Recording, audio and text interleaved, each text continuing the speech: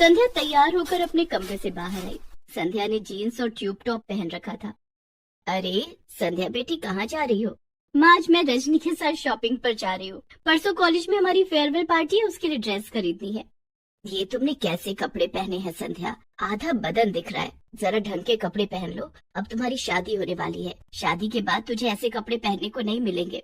अरे माँ, ये आजकल का फैशन है, मॉडर्न जमाना है। मैं तो शादी के बाद भी ऐसे ही कपड़े पहनूंगी। तुम बस मेरे लिए सास भी मॉडर्न ढूंढना जो मेरी तरह कपड़े पहनती हो। इतना बोलकर संध्या अपनी सहेली रजनी के घर चली गई। दोनों सहेलियां फेयरवेल पार्टी के लिए शॉपिंग करने मॉल गई। संध्या ने काफी मॉडर्न कपड़े खरीदे। शॉपिंग करके दोनों अपने अपने घर आ गए। अच्छा रजनी, मिलते हैं फेयरवेल वाले दिन। ओके संध्या, बाय। संध्या की कॉलेज की पढ़ाई पूरी हो चुकी थी। परसों फेयरवेल पार्टी थी। पार्टी में संध्या ने काफी मॉडर्न कपड़े पहने। कॉलेज की पढ़ाई खत्म होने के बाद संध्या के माता पिता उसकी शादी के लिए लड़के देखने लगे। एक दिन संध्या को देखने के लिए लड़के के माता पिता आए। लड़के की माँ ने काफी मॉडर्न कपड़े पहन रखे थे, जीन्स और क्रॉप टॉप। उन्हें देखते ही संध्या ने अपनी माँ से कहा, माँ, मेरी तरफ से शादी के लिए हाँ है। अरे लेकिन लड़का तो आया ही नहीं है, तो उसे भी तो देख लेती। अरे माँ, लड़के की माँ इतनी मॉडर्न है तो लड़का भी मॉडर्न ही होगा। मुझे मेरी सास बहुत पसंद है। संध्या हंसने लगती है। लड़के वालों को भी संध्या बहुत पसंद आई। दोनों तरफ से औपचारिक बातें हुई और शादी पक्की हो गई। बहुत जल्द संध्या की शादी रोहन के साथ हुई। संध्या खुशी खुशी अपने ससुराल आ गई। ससुराल आकर संध्या के पैर मानो जमीन पर नहीं टिक रहे थे। संध्या अपने कमरे में शादी के जोड़े में बैठी थी। तभी उसकी सास मानवी ने आकर उससे कहा, अरे संध्या बहू, तू अभी तक शादी के जोड़े में बैठी है। जा जाकर कपड़े बदल ले और ले ये गाउन पहन ले। संध्या की सास ने उसे एक बहुत ही मॉडर्न लुक का रिवीलिंग गाउन पहनने के लिए दिया, जिसे देखकर संध्या ने सोचा, कितने खुले विचारों वाले लोग हैं। मैं कितनी लकी हूँ कि मुझे इतनी मॉडर्न सास मिली है। संध्या ने फौरन अपने कपड़े बदल लिए और गाउन पहनकर बैठ गई। शादी की सारी रस्में संध्या के गाउन ड्रेस में ही पूरी हुई। रात को सब लोग खाना खाकर सोने अपने अपने कमरे में चले गए। संध्या भी रोहन के साथ अपने कमरे में सो रही थी। तभी उसे बहुत जोर की सुसु आई। उफ, कितनी जोरों की नींद आ रही है। ऊपर से सुसु को भी अभी आना था। संध्या नींद में थी। वो अपनी आंखें मलते हुए कमरे से बाहर निकली और बाथरूम में गई।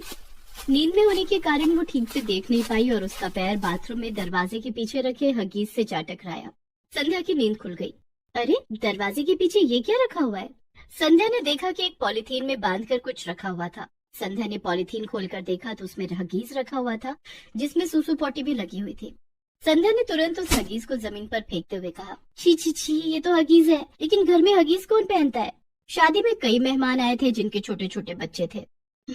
शादी में जरूर कोई ऐसा मेहमान आया होगा जिसका छोटा बच्चा होगा। ये हगीज उसी बच्चे की होगी। संध्या ने हगीज को वापस पॉलिथीन में रख दिया और सुसु करके अपने कमरे में आ गई।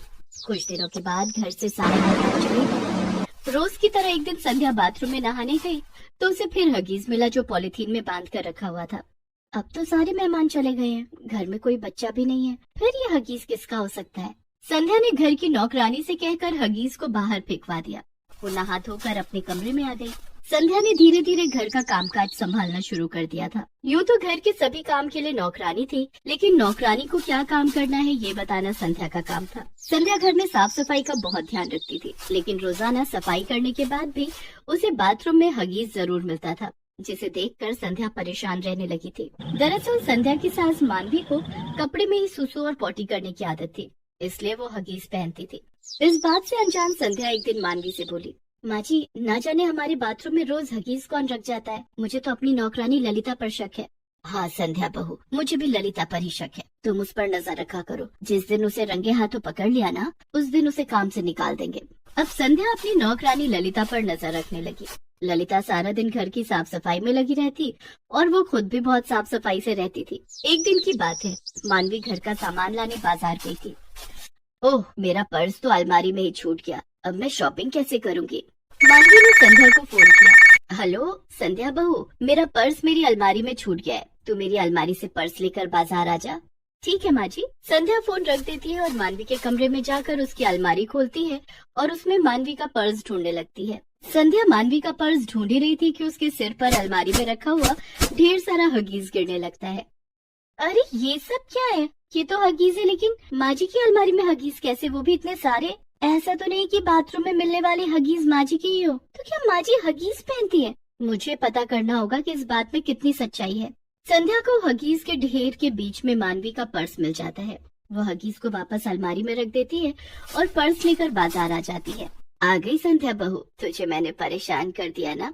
नहीं माँ जी, मुझे कोई परेशानी नहीं हुई, बल्कि आपके साथ मैं भी बाजार घूम लूंगी। घर में बैठे बैठे बोर हो रही थी। संध्या अपनी सास के साथ बाजार में शॉपिंग कर रही थी और सोच रही थी, कैसे पता करूँ कि माँ जी सचमुच में हगीज पहनती हैं? मुझे क्या करना होगा? संध्या थोड़ी देर तक सोचती है। ये ठीक रहेगा, मैं सारे हगीज छिपा दूंगी, फिर पता चल जाएगा कि हगीज सचमुच में माँ जी पहनती हैं या कोई और। क्या सोच रही हो संध्या बहू? अब कुछ नहीं माँ जी, मुझे कुछ काम याद आ गया, मैं घर जा रही हूँ, आप शॉपिंग करके आ जाना। ठीक है बहू। संध्या जल्दी जल्दी चलकर घर आती है और मानवी के कमरे में जाती है। वो अलमारी में रखे सारे हगीज को वहाँ से हटाकर अपने कमरे में छिपा देती है। थोड़ी देर के बाद मानवी बाजार से घर आ गई। वो अपने कमरे में गई। पीछे पीछे संध्या चाय लेकर मानवी के कमरे में जाती है। उसने देखा कि मानवी बहुत घबराई हुई थी और अलमारी में कुछ ढूंढ रही थी। क्या हुआ माँ जी, आप क्या ढूंढ रही हैं? संध्या बहू, मैंने अलमारी में अपनी सोने की चेन रखी थी, वो नहीं मिल रही है। मानवी अलमारी में चेन का बहाना बनाकर हगीज ढूंढने लगी और तभी घबराहट में उसकी सुसु निकल गई। संध्या ने देखा कि उसकी सास मानवी के चेहरे के हाव भाव कुछ बदल गए थे। क्या हुआ माँ जी, आप ठीक तो है ना? अब संध्या बहू, मैं ठीक हूँ। मैं दवाई लेने मेडिकल स्टोर जा रही हूँ, मेरे सिर में बहुत दर्द है। माँ जी, दवाई मैं ला देती हूँ, आप आराम कर लीजिए, मैं आपके सिर में दवा भी मालिश कर दूंगी। नहीं संध्या बहू, दवाई मैं ले आऊंगी। मानवी तेजी से घर के बाहर निकल गई। संध्या पीछे से आवाज लगाती रही, लेकिन मानवी ने मुड़कर भी नहीं देखा। माँ जी रुकिए माँ जी। मानवी के पैर सीधा मेडिकल स्टोर पर जाकर रुके। वहाँ मानवी ने एक पैकेट हगीज खरीदा और घर आ गई। संध्या दरवाजे पर ही खड़ी थी। माँ जी, आपके हाथ में क्या है? सर दर्द की दवाई। इतने बड़े पैकेट में सर दर्द की दवाई, ये कैसी दवाई है, जरा मुझे भी दिखाइए। संध्या बहू, ये मेरे सर दर्द की स्पेशल दवाई है। डॉक्टर ने बताया था कि इसे खाने से मेरे सर का दर्द गायब हो जाता है। मानवी जल्दी से एक हगीज लेकर बाथरूम में जाती है और अपनी पुरानी हगीज चेंज करके बाहर आती है। अब जाकर राहत मिली। माँ जी लाइए, मैं आपके सिर में दवा मालिश कर दूं? नहीं संध्या बहू, मेरे सर का दर्द ठीक हो गया है। संध्या मन ही मन सोचती है, वो तो मैं समझ रही हूँ कि आपके सर का दर्द कैसे ठीक हुआ। आपको तो रंगे हाथों पकड़ूंगी। दूसरे दिन संध्या सुबह सोकर नहीं उठी। रोहन ने उसे जगाने की खूब कोशिश की। संध्या उठो, दिन के 10 बज गए हैं। रोहन, आज मेरे सर में बहुत दर्द है, तुम माँ जी से सर दर्द की दवाई मांग कर ले आओ, उनके पास सर दर्द की बहुत अच्छी दवाई है। रोहन मानवी के पास जाता है और सर दर्द की दवाई मांगता है। रोहन बेटे, दवाई तो खत्म हो गई है। तभी सर पर पट्टी बांधे हुए संध्या वहाँ जाती है। अरे माँ जी, कल ही तो आप बड़े से पैकेट में ढेर सारी सर दर्द की दवाई लेकर आई थी, इतनी जल्दी कैसे खत्म हो गया? और संध्या मानवी की अलमारी से हगीज का पैकेट निकालती है। यही है ना वो सर दर्द की दवाई? संध्या, ये तो हगीज है। लेकिन माँ जी तो कल कह रही थी कि ये उनके सर दर्द की दवाई है। माँ, ये सब क्या है? अब रोहन बेटे, ये हगीज मेरे हैं। क्या आप हगीज पहनती हैं? हाँ बेटे, तुम दोनों मुझे माफ कर दो। अब हमेशा से मैं हर बात पर बहुत जल्दी घबरा जाती हूँ और इस कारण मेरी सुसु पॉटी निकल जाती थी, इसलिए मैं हगीज पहनती हूँ। इसलिए मैं जीन्स पहनती हूँ ताकि हगीज अच्छे से फिट रहे। मैंने सोचा था कि मेरी सास मेरी तरह मॉडर्न है इसलिए जीन्स पहनती हैं। मुझे क्या पता था कि आप हगीज फिट रखने के लिए जीन्स पहनती हैं। आपने हगीज के लिए ललिता को दोषी बताया, उसे नौकरी से निकालने की बात कह रही थी। मुझे माफ कर दे बहू। कोई बात नहीं माँ जी, आपने हमें पहले क्यों नहीं बताया? हम आज ही आपको डॉक्टर के पास ले जाएंगे। उस दिन रोहन और संध्या मानवी को डॉक्टर के पास ले जाते हैं और मानवी का इलाज करवाते हैं। डॉक्टर की दवाई से मानवी की सुसु पॉटी निकल जाने वाली बीमारी ठीक हो जाती है और मानवी हगीज पहनना छोड़ देती है।